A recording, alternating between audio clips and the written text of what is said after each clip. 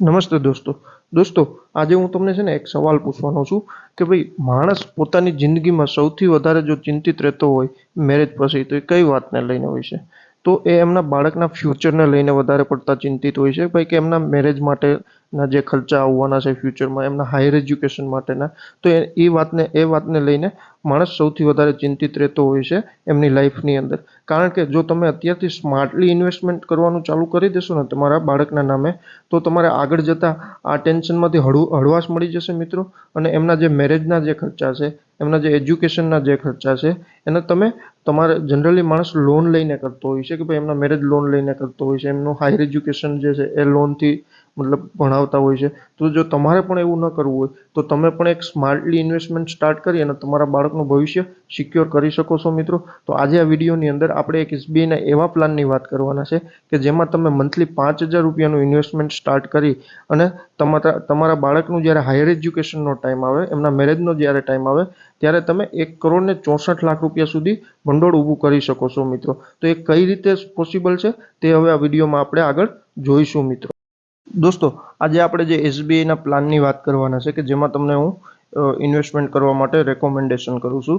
એ એક SBI mutual ફંડનો plan છે. એમનું નામ છે એસબીઆઈ મેગ્નમ ચિલ્ડ્રન બેનિફિટ ફંડ. મતલબ કે આ એક એસબીઆઈ મ્યુચ્યુઅલ ફંડ બાળકોના બેનિફિટમાં, બાળકોના ભવિષ્ય માટે જ ડિઝાઇન કરવામાં આવ્યો છે સ્પેશિયલી. તો હવે જો આપણે એમાં ઇન્વેસ્ટમેન્ટ કરવું હોય તો આપણે પહેલાં એમની થોડી ડિટેલ તો જાણવી જરૂરી છે કે ભાઈ કઈ જગ્યાએ એનું ઇન્વેસ્ટમેન્ટ થાય છે, એ બધી ડિટેલ. તો એ ફંડની જે એયુએમ છે, મતલબ કે એ ફંડમાં અત્યારે ઓલરેડી 3362 કરોડ રૂપિયા ઇન્વેસ્ટેડ છે. મતલબ કે આપણા જેવા લોકોએ મળીને અત્યારે ઓલરેડી 3362 કરોડ રૂપિયાનું ઇન્વેસ્ટમેન્ટ આ ફંડની અંદર કરી દીધું છે. એની એનએવીની વાત કરીએ, એનએવી એટલે કે નેટ એસેટ્સ વેલ્યુ, મતલબ કે જે એક યુનિટનો પ્રાઇસ હોય છે તેને આપણે એનએવી કહીએ છીએ મ્યુચ્યુઅલ ફંડની લેંગ્વેજની અંદર. તે 39.32 રૂપિયા છે 9 મે 2025ની તારીખ સુધીની. એટલે કે 9 મે 2025 જે એનું ક્લોઝિંગ હતું એ 39.32 રૂપિયા હતું. તેમાં તમે મિનિમમ 500 રૂપિયાથી એસઆઈપી સ્ટાર્ટ કરી શકો છો અને જે લમસમ તમારે ઇન્વેસ્ટમેન્ટ જો કરવું હોય તો મિનિમમ 5,000થી કરી શકો છો. આ ફંડનો જે લોકિન પીરિયડ છે એ 5 વર્ષ છે. લોકિન પીરિયડ મતલબ કે તમે 5 વર્ષ સુધી આ ફંડની અંદરથી પૈસા ન નીકાળી શકો, અને ઇનકેસ જો તમે નીકાળો તો એમાં એક્ઝિટ લોડ આવતો હોય છે, અને એક્ઝિટ લોડની હું તમને આગળ વાત કરું.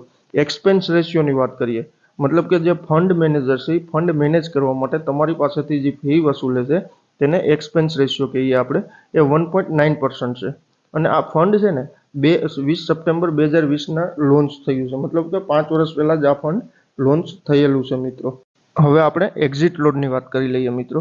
જેવી રીતે મેં તમને આગળ જણાવ્યું ને કે આ ફંડની અંદર જે લોકિન પીરિયડ છે એ 5 વર્ષ છે. 5 વર્ષ સુધી તમે પૈસા ન નીકાળી શકો, અને ઇનકેસ જો તમે નીકાળો છો તો એમાં ત્યાં એક્ઝિટ લોડ લાગતો હોય છે. મતલબ કે 5 વર્ષના સમયગાળા પહેલાં તમે જો આ ફંડની અંદરથી પૈસા નીકાળો છો તો તમને એક્ઝિટ લોડ લાગે છે. અને જો તમે ફંડમાં જે ઇન્વેસ્ટમેન્ટ કર્યું તે તારીખથી લઈને 1 જ વર્ષની અંદર પૈસા વિડ્રો કરી લ્યો છો તો 3% એક્ઝિટ લોડ લાગે છે. અને 1 વર્ષથી લઈને 2 વર્ષની અંદર જો તમે વિડ્રો કરો છો ફંડમાંથી તો 2% જે એક્ઝિટ લોડ હોય છે એ હોય છે. અને આફ્ટર 2 યર, મતલબ કે 2 વર્ષથી લઈને 3 વર્ષ સુધીમાં જો તમે ફંડમાંથી પૈસા વિડ્રો કરો છો તો 1% એક્ઝિટ લોડ હોય છે મિત્રો. 3 વર્ષ પછી આમાં કોઈ એક્ઝિટ લોડ નથી. 3 વર્ષ પછી તમે ગમે ત્યારે પૈસા ઉપાડો તો તમે એક્ઝિટ લોડ લાગતો નથી. આ જે પર્સન્ટેજ છે ને 3%, 2%, 1%, એ તમારી જે પ્રોફિટની અમાઉન્ટ હોય છે ને એના ઉપર લાગતો હોય છે મિત્રો. તો આ હતો એક્ઝિટ લોડ. હવે આપણે આગળ જોઈશું કે ભાઈ આ ફંડને મેનેજ કોણ કરે છે, આ ફંડ મેનેજર કોણ છે. કેમ કે મ્યુચ્યુઅલ ફંડની અંદર છે ને ફંડ મેનેજર મહત્વની ભૂમિકા ભજવતા હોય છે.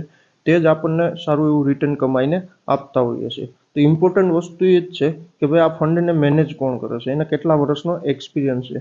કારણ કે એના બેઝ ઉપર જ આપણે ઇન્ટરેસ્ટ જે રિટર્ન કમાવાના છે એ જ વ્યક્તિ આપણને રિટર્ન કમાઈને આપવાના છે. તો મિત્રો આ ફંડની અંદર છે ને mister Rajiv Radhakrishnan fund manager છે, અને ટોટલ એમની પાસે 22 વર્ષનો એક્સપિરિયન્સ છે એસેટ્સ મેનેજમેન્ટ ઇન્ડસ્ટ્રીઝનો. મતલબ કે એ આવી રીતે 22 વર્ષનો અનુભવ છે, એટલે બહુ મોટો અનુભવ કહેવાય આ. અને એક સારા એવા ફંડ મેનેજર છે જે રાજીવ રાધાકૃષ્ણન છે, એ આ આખા ફંડને મેનેજ કરે છે. એ જ તમને મતલબ ફંડ મેનેજ કરતા હોય છે અને રિટર્ન સારું એવું કમાઈને આપતા હોય છે. તો મિત્રો આ ફંડની આપણે બેઝિક ડિટેલ તો બધી જોઈ લીધી. હવે એમના પાસ્ટ રિટર્ન ઉપર થોડી નજર કરીએ કે ભાઈ આ ફંડ જ્યારે 2020ની અંદર લોન્ચ થયું ત્યારથી લઈને અત્યાર સુધીમાં કેટલું રિટર્ન આપેલું છે. તેમાં જે લોકોએ ઓલરેડી પૈસા ઇન્વેસ્ટમેન્ટ કરેલા છે તે લોકોને કેટલું રિટર્ન મળેલું છે એના ઉપર હવે આપણે એક નજર કરીએ. તો આ ફંડ જ્યારે 2020માં લોન્ચ થયું ને ત્યારથી લઈને અત્યાર સુધીમાં ટોટલ 36.33% રિટર્ન આપેલું છે.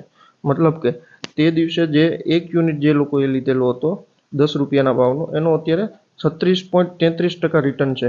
અને જો એક વર્ષમાં વાત કરીએ તો 16% રિટર્ન છે. 3 વર્ષમાં જો વાત કરીએ તો 20.66% મતલબ આમનું રિટર્ન છે 3 વર્ષની અંદર. તો આ એક ખૂબ સારું એવું રિટર્ન કહી શકાય. લોંગ ટર્મમાં જો તમે આમાં ઇન્વેસ્ટમેન્ટ કરશો તો તમને ઘણો બધો બેનિફિટ જોવા મળશે. તો મિત્રો હવે આપણે એ જોઈ લેશું કે ભાઈ આપણા પૈસાનું ઇન્વેસ્ટમેન્ટ કયા સેક્ટરમાં અને કઈ જગ્યાએ થાય છે. તો આમની અંદર ઇક્વિટીની અંદર અને ડેપ્ટની અંદર બંનેની અંદર ઇન્વેસ્ટમેન્ટ કરવામાં આવે છે. ઇક્વિટીની અંદર 82.14%, મતલબ કે 82.14% ઇક્વિટીની અંદર તમારું ઇન્વેસ્ટમેન્ટ થાય છે અને ડેપ્ટની અંદર 13.26% ઇન્વેસ્ટમેન્ટ થાય છે. મતલબ કે એક એક્ઝામ્પલ દ્વારા જો આપણે સમજીએ તો કે ભાઈ તમે 100 રૂપિયાનું આમની અંદર ઇન્વેસ્ટમેન્ટ કરો છો તો 82.14 રૂપિયા જે તમારા છે 14 પૈસા એ તમારું ઇક્વિટીની અંદર ઇન્વેસ્ટમેન્ટ થશે અને 13.26 પૈસા એ તમારું જે છે 13 રૂપિયા ને 26 પૈસા એ ડેપ્ટની અંદર ઇન્વેસ્ટમેન્ટ થતું હોય છે. તો આ રીતે આની કેટેગરી એલોટ કરવામાં આવી છે. આમાં ઇક્વિટીની અંદર વધારે ઇન્વેસ્ટમેન્ટ થાય છે મિત્રો. એટલે સેબી દ્વારા જે રિસ્કોમીટર હોય છે તેમાં એગ્રેસિવલી એટલે કે હાઈ રિસ્ક છે આમની અંદર. પણ હાઈ રિસ્ક છે એટલે રિટર્ન પણ વધારે છે. જો આપણે રિટર્ન વધારે જોઈતું હોય તો થોડું રિસ્ક તો લેવું પડે. અને જે સેબીના રેટિંગ પ્રમાણે AA ની અંદર રેટિંગની અંદર આવે છે. એટલે એ પણ એક સારી એવી બાબત છે કે ભાઈ AA નું રેટિંગ છે આ ફંડને. અને રિસ્ક થોડું વધારે છે પણ લોંગ ટર્મમાં જો આપણે ઇન્વેસ્ટમેન્ટ કરીએ આ ફંડની અંદર તો રિસ્ક ઓછું થઈ જતું હોય છે. અને સેબીના રિસ્કોમીટર મુજબ આ હાઈ રિસ્કની અંદર આવે છે કારણ કે આમનો જે મોસ્ટ ઓફલી પોર્શન છે તે ઇક્વિટીની અંદર ઇન્વેસ્ટ થાય છે. એટલે થોડુંક રિસ્કી ફંડ છે પણ લોંગ ટર્મમાં જો આપણે કરશું તો એ રિસ્ક ઘટી જશે મિત્રો. હવે આપણે એક એક્ઝામ્પલ થ્રુ સમજશું કે ભાઈ આ ફંડની અંદર કોઈ 5,000 રૂપિયા ઇન્વેસ્ટ કરે છે લોંગ ટર્મ માટે. મતલબ કે આ ચિલ્ડ્રન બેનિફિટ ફંડ છે મિત્રો. તો આ તમારા ચિલ્ડ્રનના ફ્યુચર માટે છે. મતલબ કે તમારા ચિલ્ડ્રનના હાયર એજ્યુકેશન અથવા તો એમના મેરેજનું એના પ્લાનિંગ માટે આ ફંડની અંદર તમે ઇન્વેસ્ટમેન્ટ કરી શકો છો લોંગ ટર્મની અંદર. તો આપણે એક એક્ઝામ્પલ થ્રુ સમજીએ કે ભાઈ કોઈ એક વ્યક્તિ છે, એમના ડોટર છે કે સન છે, એમની એજ 1 વર્ષ છે. તે અત્યારથી એમના નામે દર મહિને 5,000 રૂપિયાનું ઇન્વેસ્ટમેન્ટ આ ફંડની અંદર સ્ટાર્ટ કરે છે. તો મિત્રો 5,000 રૂપિયાનું એને એસઆઈપી કરવાની છે. મતલબ કે સિસ્ટમેટિક ઇન્વેસ્ટમેન્ટ પ્લાન. દર મહિને 5,000 રૂપિયા ફંડની અંદર એમને ઇન્વેસ્ટ કરવાના છે. અને એ વ્યક્તિ છે એ 20 વર્ષ માટે એ ફંડની અંદર ઇન્વેસ્ટમેન્ટ કરશે. હવે આમાં જે છે ને 3 વર્ષમાં આપણે આગળ જેમ જોયું ને કે ભાઈ રિટર્ન આપેલું છે આ ફંડે, એ જો આપણે જોઈએ ને તો એ 20.66%, મતલબ કે 20.66% 3 વર્ષની અંદર આ ફંડની અંદર રિટર્ન આપેલું છે આ ફંડે. તો હવે આપણે 20% નથી લેતા, તો આપણે મિનિમમ રિટર્ન જ લઈએ 15%. કે ભાઈ આ ફંડ ફ્યુચરની અંદર પણ જો 15% જ રિટર્ન આપે તો એમને કેટલા રૂપિયા થઈ શકે એમના મેરેજ ટાઈમે અથવા તો એમના હાયર સ્ટડી માટે. તો એ વ્યક્તિએ 5,000 રૂપિયાની એસઆઈપી સ્ટાર્ટ કરી છે, 20 વર્ષનો ટેન્યોર રાખ્યો છે અને 15% જો રિટર્ન આપણે જોઈએ તો ટોટલ એ વ્યક્તિ 12 લાખ રૂપિયા ફંડની અંદર ઇન્વેસ્ટ કરશે. એમની સામે એમને 75,79,775 રૂપિયા ટોટલ મેચ્યોરિટી અમાઉન્ટ થશે. અને એમનું જે 12 લાખ રૂપિયા આપણે એમાંથી માઇનસ કરીએ તો રિટર્ન જે થાય ને એ 63,69,775 રૂપિયા ટોટલ એમનું રિટર્ન થાય છે મિત્રો 20 વર્ષની અંદર. આપણે જોઈએ મિત્રો લોંગ ટર્મનું મેજિક. મતલબ કે લોંગ ટર્મ ઇન્વેસ્ટમેન્ટ કરવાથી કેટલો બેનિફિટ થાય છે, કમ્પાઉન્ડિંગ જે ઇન્ટરેસ્ટ છે કઈ રીતે કામ કરે છે. તો આ જ વ્યક્તિ 20 વર્ષ માટે જેને ઇન્વેસ્ટમેન્ટ કરેલું હતું તેને ટોટલ 75,79,775 એટલે કે 75 લાખ રૂપિયા 75,79,775 રૂપિયા મળતા હતા એમની અંદર આ ફંડની અંદર. તો હવે આ વ્યક્તિ જો છે એ 20 વર્ષને બદલે 25 વર્ષે પૈસા વિડ્રો કરે છે. મતલબ કે એ 20 વર્ષે વિડ્રો નથી કરતો, આ ફંડને 25 વર્ષ એની જે બાળક છે એની એજ થાય ત્યાં સુધી કન્ટિન્યુ રાખે છે. તો આપણે 5,000ની જે એસઆઈપી કન્ટિન્યુ રાખશું, જે ઇન્ટરેસ્ટ રેટ છે જે રિટર્ન આપે છે એ 15% જ આપણે કન્ટિન્યુ રાખશું. ટેન્યોર ચેન્જ કરશું, 20ને બદલે 25 વર્ષ સુધી કન્ટિન્યુ રાખે છે. તો એ ટોટલ 25 વર્ષની અંદર 15 લાખ રૂપિયા ફંડની અંદર ઇન્વેસ્ટમેન્ટ કરશે. એમની સામે એની જે મેચ્યોરિટી અમાઉન્ટ હશે 1,64,20,369,000 રૂપિયા છે. એનું જે રિટર્ન છે ને મિત્રો એ 1,49,20,369 રૂપિયા છે. મતલબ કે જે 20 વર્ષની અંદર જે એમનું ઇન્વેસ્ટમેન્ટ હતું ને એ 25 વર્ષ જો કન્ટિન્યુ રાખે છે ને તો ટેન્યોર એનો 5 વર્ષ જ વધ્યો છે. તો એનું જે રિટર્ન છે ને એ ટોટલી ડબલ થઈ જાય છે. એનું ઇન્વેસ્ટમેન્ટ પણ ખાલી 3 લાખ રૂપિયા જ વધ્યું છે. 20 વર્ષમાં 12 લાખ રૂપિયા ઇન્વેસ્ટ કરતો હતો અને 25 વર્ષમાં એ 15 લાખ રૂપિયા ઇન્વેસ્ટ કરે છે, એટલે કે 5 વર્ષની અંદર 3 લાખ જ વધારે ઇન્વેસ્ટ કરે છે. તો એની સામે એના જે રૂપિયા છે ત્યાં 75 લાખ રૂપિયા હતા, અહીંયા સીધા 1,64,00,000 રૂપિયા થઈ જાય છે મિત્રો. તો આને કહેવાય છે પાવર ઓફ કમ્પાઉન્ડિંગ. મતલબ કે તમે તમારું ઇન્વેસ્ટમેન્ટ જેટલું લાંબુ રાખશો ને, જેટલા લોંગ ટર્મમાં રાખશો ને, એટલું તમને રિટર્ન વધારે મળે છે. કારણ કે આમની અંદર કમ્પાઉન્ડિંગ ઇન્ટરેસ્ટનો પાવર કામ કરતો હોય છે, જેથી કરીને તમને લોંગ ટર્મમાં ઇન્ટરેસ્ટ વધારે મળતું હોય છે મિત્રો.